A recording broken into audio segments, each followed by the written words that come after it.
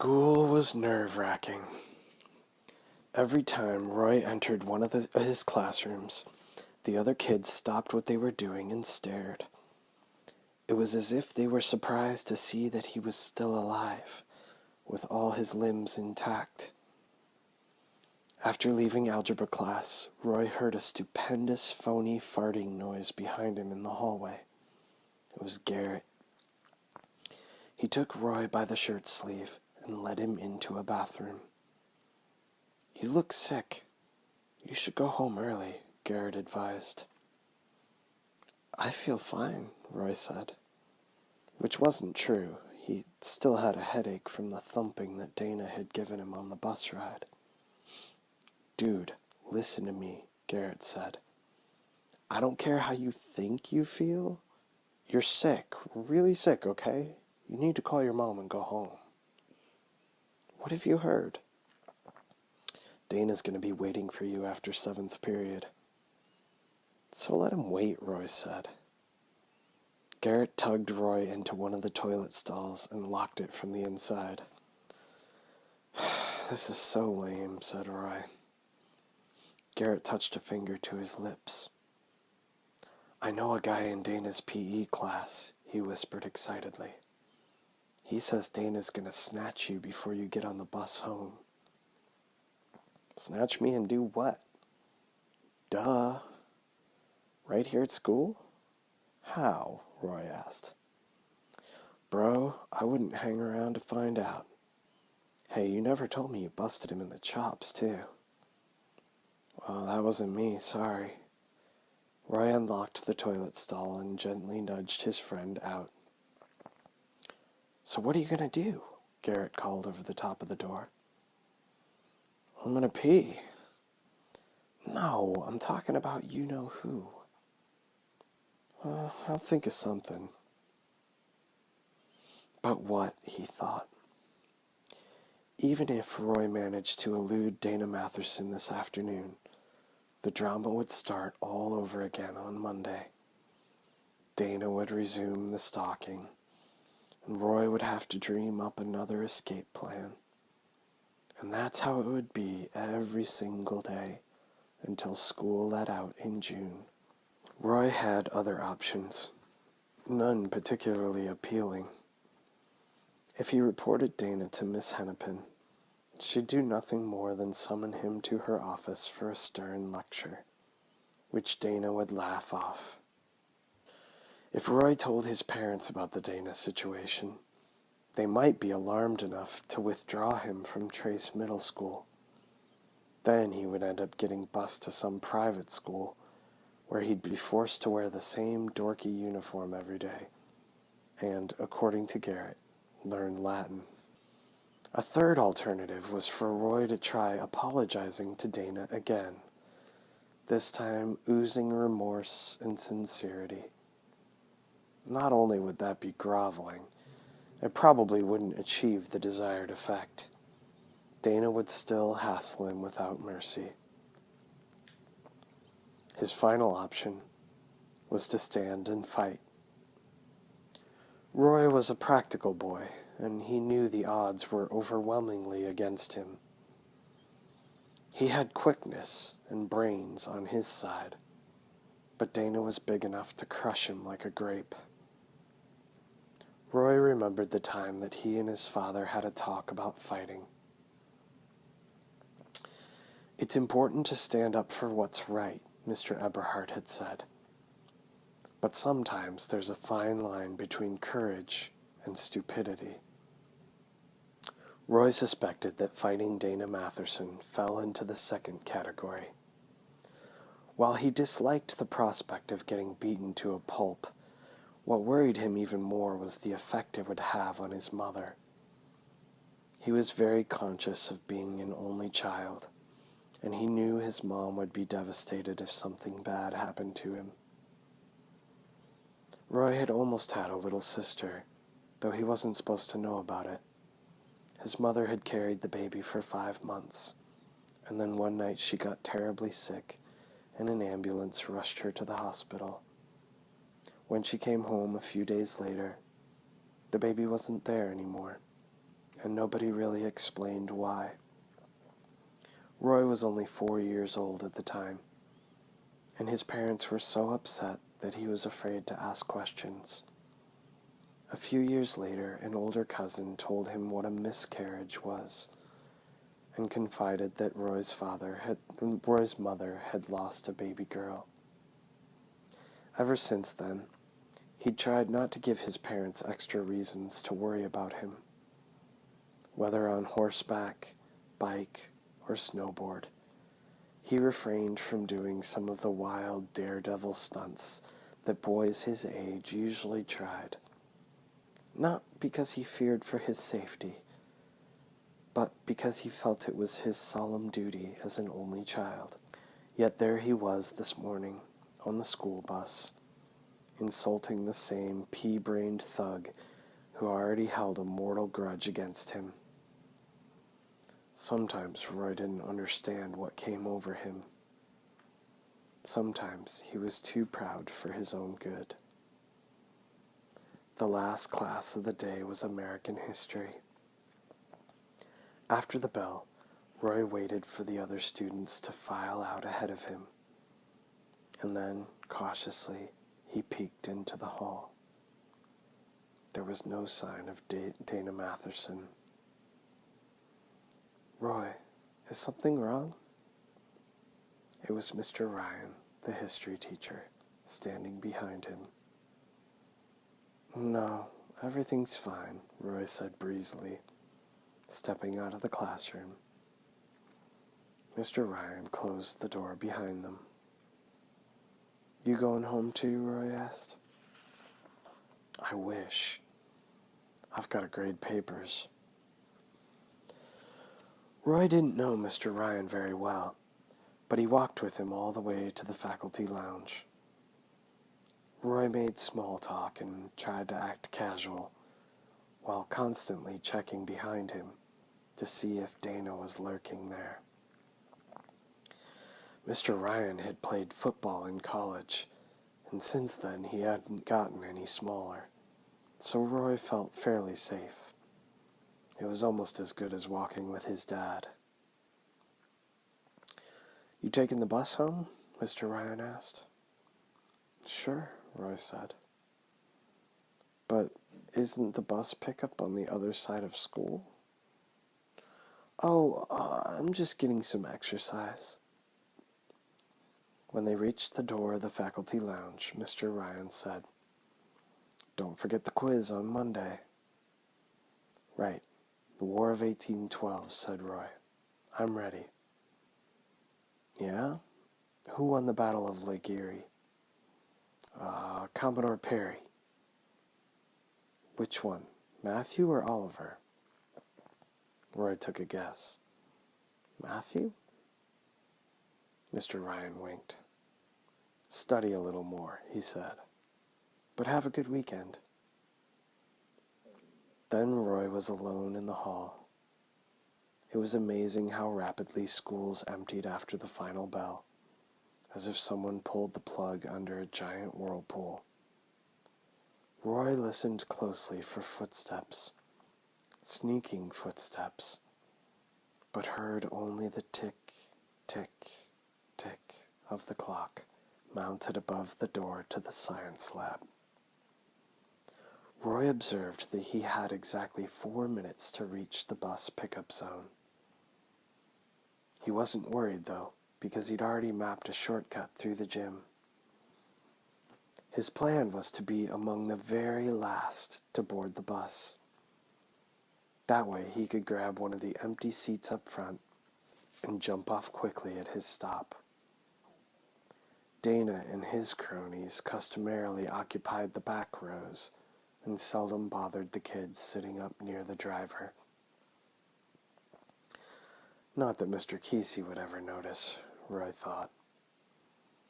He jogged to the end of the hallway and turned right, heading for the double doors that marked the back entrance of the gymnasium. He almost made it, too. "Let's be crystal clear about this, Mr. Brannett. You didn't report it to the police?" "No, sir," Curly said emphatically into the telephone. So there shouldn't be any paperwork, correct? No possible way for this latest travesty to end up in the press. Not that I can figure, Mr. Muckle. For Curly it had been another long, discouraging day. The sun had finally broken through the clouds, but after that, it was all downhill. The construction site remained uncleared, the earth-moving equipment sitting idle. Curly had stalled as long as possible before phoning Mother Paula's corporate headquarters. "Is this your idea of a joke?" Chuck Muckle had snarled. "It ain't no joke," said Curly. "Tell me again, Mr. Brannett. Every miserable detail." So Curly had repeated everything, beginning from when he'd arrived at the site early that morning. The first sign of trouble had been Kalo, waving a tattered red umbrella and chasing his 4 attack dogs along the inside perimeter of the fence. He was shrieking hysterically in German. Not wishing to be mauled by the dogs or gored by the umbrella, Curly had remained outside the gate, watching in puzzlement. A Coconut Cove police cruiser had pulled up to investigate. Officer Delinko, the same cop who'd dozed off while guarding the construction site. It was because of him that the spray painting fiasco had made the newspaper and gotten Curly into hot water with the Mother Paula's company. "I was on my way to the station when I saw the commotion," Officer Delinko had said, raising his voice over the barking of the Rottweilers. "What's wrong with those dogs?" "Nothing," Curly had told him. "It's just a training exercise." The cop had believed him and driven away, much to Curly's relief. Once the Rottweilers were secured on leashes, Kalo had hustled them into the camper truck and locked the tailgate. Furiously, he turned towards Curly and jabbed the umbrella in midair. "You," he said. "You try and kill my dogs." The foreman had raised his palms. "What are you talking about?" Kalo had thrown open the gate and stomped up to Curly, who was wondering if he should pick up a rock for self-defense. Kalo was drenched with sweat, the veins in his neck bulging. "Snakes," he spit out the word. "What snakes?" "Yeah, you know what snakes. The place is crawling with them. Poison ones." Here Kalo had wiggled one of his pinky fingers. "Poison snakes with shiny tails." No offense, but you're as nutty as a fruitcake." Curly never once had seen a snake on the Mother Paula's site, and he would remember if he had. Snakes gave him the willies. "Nuts, you say?" Kalo had seized him under one arm and led him to the portable trailer that served as Curly's office. And there, coiled comfortably on the second step, was a thick, mottled specimen that Curly recognized as a cottonmouth water moccasin, common in southern Florida. Kalo was right. It was seriously poisonous, and its tail was sparkly. Curly had found himself backing up. "I think you're getting carried away," he'd said to Kalo. "Ja? You think?" The dog trainer then had hauled him towards the fence to point out another moccasin, and then another, and still another. 9 in all. Curly had been flabbergasted. "What you think now? Think Kalo is a naughty fruit bar?" I can't explain it," Curly had admitted shakily. Maybe all this rain brought him out of the swamp? Yeah, sure. Listen, No, you listen. Each of dogs is worth 3,000 US dollars. That is 12,000 bucks barking here in the truck. What happens? Dog get bit by snake? Dog die, yeah? I didn't know about no snakes, I swear. It's miracles the dogs, they all okay. Pookie face, the snake came after him this close. Kalo had indicated a distance of about a yard. I'd take umbrella and push him away. It was just about then that Kalo had accidentally stepped in an owl burrow and twisted his ankle. Rejecting Curly's offer of assistance, the dog trainer had hopped on one leg back to the camper truck. I go now. Don't ever call me again, he fumed. Look, I said I was sorry. How much do I owe you? 2 bills I send. One for the dogs, one for my leg. Aw, come on. Okay, maybe not. Maybe I talk to my lawyer instead. Kalo's pale eyes had been gleaming. Maybe I cannot no longer train dogs, my leg hurts so much. Maybe I go on, what you say, disability. Oh, for Pete's sake. Mother Paula is a very big company, has lots of money, yeah? After Kalo had roared away, Curly carefully made his way to the trailer. The cottonmouth was no longer sunning on the steps, but Curly didn't take any chances. He set up a stepladder and hoisted himself through a window. Fortunately, he'd saved the phone number of the reptile wrangler who had successfully removed the alligators from the toilets. The guy was tied up on an iguana call, but his secretary promised that he'd come to the construction site as soon as possible. Curly had holed up in the trailer for almost 3 hours until the reptile wrangler pulled up to the gate. Armed with only a pillowcase and a modified 5-iron, the guy had methodically scoured the Pancake House property in search of sparkle-tailed water moccasins. Incredibly, he'd found none. That ain't possible, Curly had exclaimed. They were all over the place this morning. The reptile wrangler had shrugged. Snakes can be unpredictable. Who knows where they went?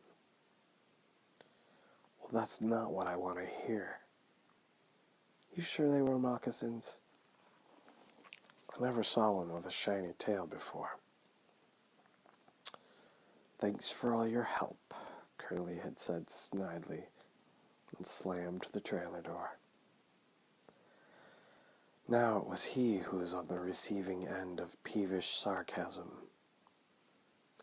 Maybe you can train the snakes to guard the property, Chuck Muckle was saying, since the dogs didn't work out. It ain't so funny, said Curly. You got that right, Mr. Brannett. It's not funny at all. Them cottonmouths can kill a person, Curly said. Really? Can they kill a bulldozer, too? Well, probably not. Then what are you waiting for? Curly sighed. Yes, sir. First thing Monday morning. It's music to my ears, Chuck Muckle said.